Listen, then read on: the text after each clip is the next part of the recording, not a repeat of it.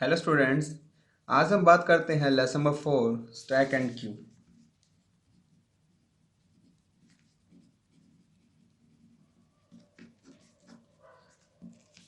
पहले हम बात करते हैं स्टैक की। स्टैक होता क्या है? स्टैक के बारे में हमने लेसन नंबर 1 में पढ़ा था, जब हमने डेटा स्ट्रक्चर के टाइप्स पढ़े थे। ठीक है। स्टैक आता है लीनियर डेटा स्ट्रक्चर के अंदर, और जो लीनियर डेटा स्ट्रक्चर है वो आता है कंपाउंड डेटा स्ट्रक्चर के अंदर। ओके। हम पहले बात करते हैं स्टैक की। आपको स्टैक की सिर्फ 5 लाइन्स को याद करना है, और आप 5 लाइन्स को कितना मर्जी एक्सप्लेन कर सकते हो। ओके। पहले मैं बात करता हूँ स्टैक की। ठीक है। स्टैक में फर्स्ट वन लिखेंगे, stack is an abstract data type. यानी कि स्टैक एक एब्स्ट्रैक्ट डेटा टाइप है। एब्स्ट्रैक्ट डेटा टाइप कौन सा होता है? जो एलिमेंट्स को कलेक्ट करता है, यानी कि जहाँ पे एलिमेंट्स का जो कलेक्शन होगा उसको बोलते हैं एब्स्ट्रैक्ट डेटा टाइप। या फिर आप आगे लिख सकते हो एंड लीनियर डेटा स्ट्रक्चर। जैसा कि हमने लेसन नंबर 1 में पढ़ा था लीनियर डेटा स्ट्रक्चर के बारे में। इसके जो टाइप्स थे, इसके जो पार्ट्स थे वो थे stack and Q and link list भी था। ठीक है, वो हम लेसन नंबर 5 में पढ़ेंगे। फर्स्ट लाइन आपको क्या लिखनी है कि stack is an abstract data type and linear data structure. Stack एक एब्स्ट्रैक्ट डेटा टाइप है और एक लीनियर डेटा स्ट्रक्चर है। सेकंड पढ़ते हैं, स्टैक जो काम करेगा वो कैसे करेगा, यानी कि स्टैक किस पर्पस पे अपना काम को पूरा करता है। ठीक है, यानी कि हम स्टैक के अंदर एलिमेंट्स को कैसे ऐड कर सकते हैं और कैसे रिमूव कर सकते हैं, या फिर किस साइड से इसको ऐड करेंगे या किस साइड से रिमूव करेंगे। तो हम इसके लिए लिखेंगे stack allow to work from one side. अगर आपको स्टैक के अंदर कोई भी एलिमेंट्स को ऐड करना है या फिर रिमूव करना है तो हम सिर्फ वन साइड का यूज़ करेंगे। यानी कि जो स्टैक होता है वो एक कंटेनर की तरह होता है, लाइक दिस। यहाँ पे तीनों साइड्स बंद होती हैं, सिर्फ इसका टॉप खुला होता है। ठीक है, यही सिर्फ वन साइड है जिसे हम बोलते हैं टॉप ऑफ द स्टैक। आप यहीं से एलिमेंट को ऐड करोगे और यहीं से एलिमेंट्स को रिमूव करोगे। ओके। अब बात करते हैं थर्ड पॉइंट की। स्टैक है वो किस प्रिंसिपल पे वर्क करता है। ठीक है, यानी कि स्टैक किस सिद्धांत पे चलेगा। हम लिखेंगे stack stack is work on the principle of LIFO, यानी कि लास्ट इन फर्स्ट आउट। यानी कि जो स्टैक वर्क करेगा वो किस प्रिंसिपल पे वर्क करेगा? लिफो पे, यानी कि लास्ट इन फर्स्ट आउट। यानी कि जो एलिमेंट सबसे पहले जाएगा वो लास्ट में बाहर आएगा, या फिर जो एलिमेंट सबसे लास्ट में जाएगा वो सबसे पहले बाहर आएगा। जैसे एग्जांपल लेते हैं, अगर कोई ए नाम का पर्सन है, अगर वो इस बॉक्स के अंदर जा रहा है तो बिल्कुल नीचे जाएगा, फिर ये रास्ता ब्लॉक हो जाएगा, फिर बी जाएगा। ठीक है, यानी कि जो पर्सन सबसे पहले गया है वो सबसे लास्ट में बाहर निकलेगा, क्योंकि यहाँ पे एक ही साइड है। जब तक यहाँ से बी बाहर नहीं जाएगा तब तक ए यहाँ से बाहर नहीं जा सकता। ओके, ये बात की थी मैंने अभी प्रिंसिपल के बारे में। फोर्थ पॉइंट, अगर आपको स्टैक के अंदर कोई भी एलिमेंट को ऐड करना है, जैसे हमने यहाँ पे ए पर्सन को अंदर भेजा, यहाँ पे ए पर्सन को ऐड करने के लिए हमने जो ऑपरेशन यूज़ किया है वो यूज़ किया पुश। ठीक है, अगर हमें यहाँ पे फिर से ए को एक्सेस करना है तो एक्सेस करने के लिए यूज़ करेंगे हम पॉप, यानी कि रिमूव करने के लिए। ओके, यहाँ मैं लिखता हूँ to add a new data element in stack, it is known as push operation.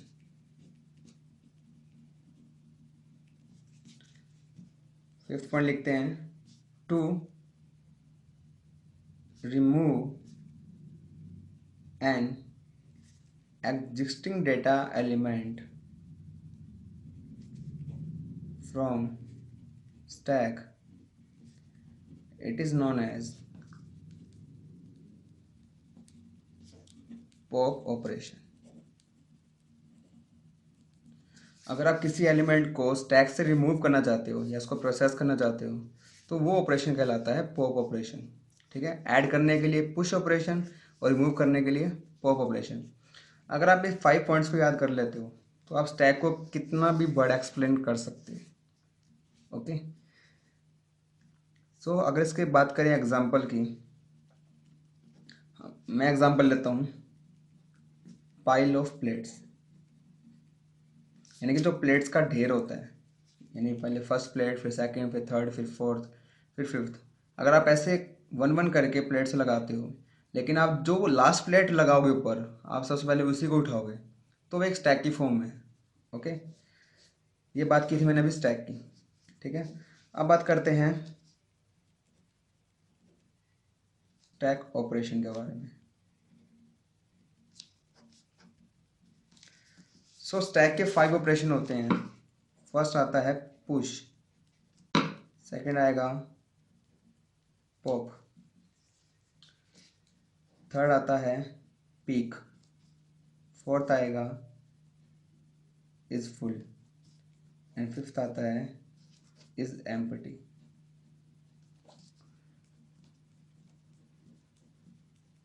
तो पहले हम बात करते हैं पुश की। हमने पुश के बारे में यही पढ़ा था कि अगर आपको स्टैक के अंदर कोई भी नया एलिमेंट को ऐड करना है तो आप पुश ऑपरेशन का यूज़ करोगे। ओके, अगर आपको स्टैक में से कोई भी एलिमेंट को रिमूव करना है तो आप पॉप ऑपरेशन का यूज़ करोगे। ओके, थर्ड बात करते हैं पीक की। पीक ऑपरेशन तब यूज़ करते हैं अगर आप कोई भी एलिमेंट को एक्सेस करना चाहते हैं। पीक का हम यूज़ तब करते हैं कि अगर बिना किसी एलिमेंट को रिमूव किए आप टॉप एलिमेंट को एक्सेस करना चाहते हैं तो आप पीक ऑपरेशन का यूज़ करोगे। ओके, फोर्थ आता है इज फुल। इज फुल तब यूज़ करते हैं अगर आप स्टैक में कोई भी एलिमेंट को ऐड कर रहे हैं, लेकिन आप चेक करना चाहते हैं कि स्टैक के अंदर वो एलिमेंट ऐड कर सकते हैं नहीं कर सकते हैं। सो उसको पहले चेक करने के लिए हम इज फुल ऑपरेशन का यूज़ करेंगे।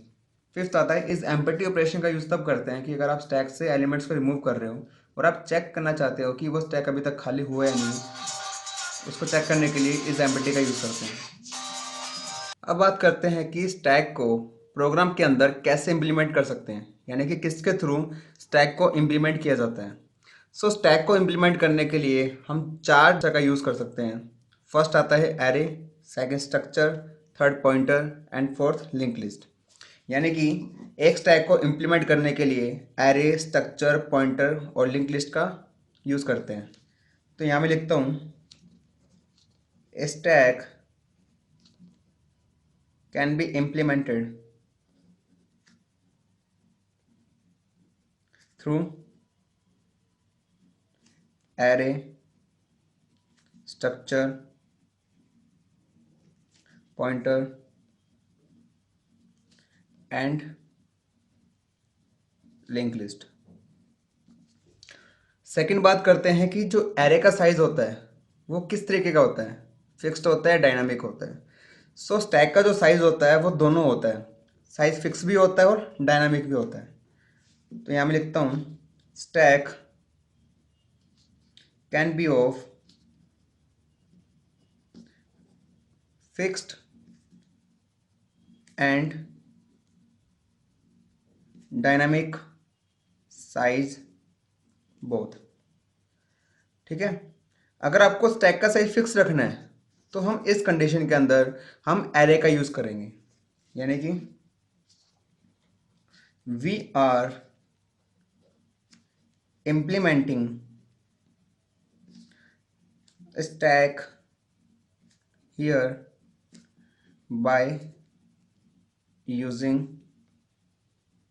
Array which is fixed size stack। Okay, so stack को हम array, structure, pointer, link list के थ्रू इम्प्लीमेंट कर सकते हैं। स्टैक का साइज फिक्स भी होता है और डायनामिक भी होता है। अगर आपको स्टैक का साइज फिक्स रखना है तो आप यहाँ पे एरे का यूज़ करोगे। ओके, नेक्स्ट बात करते हैं यूज़ ऑफ स्टैक, यानी स्टैक का यूज़ क्या होता है या फिर स्टैक को हम कहाँ का यूज़ कर सकते हैं।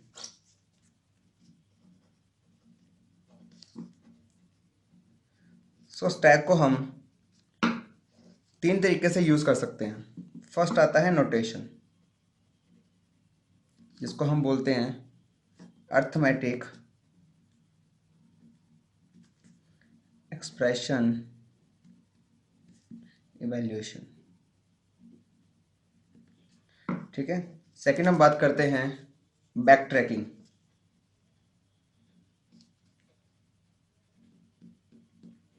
एंड थर्ड बात करते हैं मेमोरी मैनेजमेंट।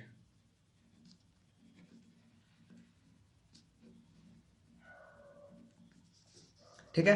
फर्स्ट आता है नोटेशन। नोटेशन किसे कहते हैं? जो अर्थमेटिक एक्सप्रेशन होते हैं, यानी कि जो मान लीजिए जहाँ पे अर्थमेटिक ऑपरेटर का यूज़ होता है, for example A plus B. A plus B एक अर्थमेटिक एक्सप्रेशन है। क्यों? क्योंकि यहाँ पे एक अर्थमेटिक ऑपरेटर का यूज़ किया हुआ है। ठीक है। ए और बी यहाँ पे ऑपरेंड्स हैं। ठीक है। सो जो अर्थमेटिक एक्सप्रेशन होते हैं, इसको लिखने के मेथड को नोटेशन कहते हैं। यानी यहाँ में लिखा ए प्लस बी, ये एक तरह से नोटेशन है। ओके। अब बात करते हैं नोटेशन के टाइप्स की। नोटेशन को 3 तरीके से यूज़ किया जाता है। फर्स्ट आता है इनफिक्स, सेकंड आता है प्रीफिक्स, एंड थर्ड बात करते हैं पोस्टफिक्स की। इनफिक्स में क्या होता है कि जब ऑपरेटर को 2 ऑपरेंड्स के बीच में यूज़ किया जाता है, यानी कि यहाँ पे जो नोटेशन लिखी हुई है वो इनफिक्स नोटेशन है। क्यों? क्योंकि यहाँ पे जो ऑपरेटर का यूज़ किया हुआ है वो बिल्कुल ऑपरेंड्स के बीच में यूज़ किया हुआ है। ओके। सेकंड बात करते हैं प्रीफिक्स की। प्रीफिक्स नोटेशन वो होता है जहाँ पे ऑपरेटर को ऑपरेंड से पहले यूज़ किया जाता है। यानी कि मेरा जो ऑपरेटर है वो क्या है, प्लस उसके बाद आएंगे ऑपरेंड्स, यानी कि ए बी। ये होगी प्रीफिक्स नोटेशन। प्रीफिक्स नोटेशन को पॉलिश नोटेशन भी कहा जाता है। यानी कि प्रीफिक्स का सेकंड नेम क्या है? Polish notation. प्रीफिक्स नोटेशन वो होती है जहाँ पे ऑपरेटर का यूज़ ऑपरेंड से पहले किया जाता है। क्योंकि यहाँ पे लिखा हो प्री, प्री मतलब पहले, पहले कौन आएगा? ऑपरेटर आएगा। ओके। थर्ड बात करते हैं पोस्ट फिक्स। पोस्ट मतलब बाद में, यानी ऑपरेटर अब कहाँ आएगा? बाद में। यानी कि हमारा जो अर्थमेटिक एक्सप्रेशन बनेगा वो बनेगा A B plus. Postfix notation को रिवर्स पॉलिश नोटेशन भी कहते हैं। यानी कि इसको रिवर्स कर दो तो आपका बन जाएगा रिवर्स पॉलिश नोटेशन, यानी कि पोस्ट फिक्स। ओके। सेकंड बात करते हैं बैक ट्रैकिंग की। बैक ट्रैकिंग क्या होती है? बैक ट्रैकिंग को एक एल्गोरिथम में यूज़ किया जाता है, क्योंकि इसके अंदर जो भी इनिशियल पॉइंट से लेकर लास्ट तक जितने भी स्टेप्स होंगे वो उसको बैक ट्रैकिंग में लिखा जाता है। बैक ट्रैकिंग में क्यों लिखा जाता है? क्योंकि हम कोई भी एलिमेंट पास करते हैं, अगर वो उसको रिसीव नहीं कर रहा, यानी कोई प्रोग्राम उसको एक्सेप्ट नहीं कर रहा, जिस तरीके से उस एलिमेंट को पास किया गया है और वहाँ से रिजेक्ट होता है, वो उसी रास्ते से वापस वहीं पे आ जाएगा। ओके। जैसे गूगल मैप होता है, वहाँ पे भी बैक ट्रैकिंग का यूज़ होता है। ठीक है। जो पैटर्न लॉक होता है मोबाइल फ़ोन का, वहाँ पे भी बैक ट्रैकिंग का यूज़ किया जाता है। ओके। अगर आप कोई पासवर्ड लगा रहे हो, आप स्टार्टिंग बिल्कुल सही कर रहे हो लेकिन लास्ट में गलत कर देते हो, तो आपको फिर से वहाँ पे पासवर्ड लगाना पड़ेगा। ठीक है। क्योंकि आपने बीच में क्या हुआ कि उस चीज़ ने उस चीज़ को एक्सेप्ट नहीं किया, आपको फिर से वो स्टार्ट करना पड़ेगा। ये काम परफॉर्म होता है बैक ट्रैकिंग की वजह से। ओके। थर्ड बात करते हैं मेमोरी मैनेजमेंट की। मेमोरी मैनेजमेंट को यूज़ क्यों करते हैं? अगर आप मॉडर्न कंप्यूटर में कोई भी प्रोग्राम को रन करवा रहे हो, वहाँ पे प्राइमरी मेमोरी को मैनेज करना ज़रूरी है। उसको मैनेज करवाने के लिए मेमोरी मैनेजमेंट का यूज़ किया जाता है। ओके। नेक्स्ट हम बात करते हैं क्यू की। क्यू मीन्स क्या होता है? कतार, यानी कि लाइन। फर्स्ट पॉइंट लिखते हैं क्यू के अंदर। क्यू भी एक एब्स्ट्रैक्ट डेटा टाइप है। Q is an abstract data type. ठीक है। जो बिल्कुल स्टैक की तरह सिमिलर है, यानी कि विच इज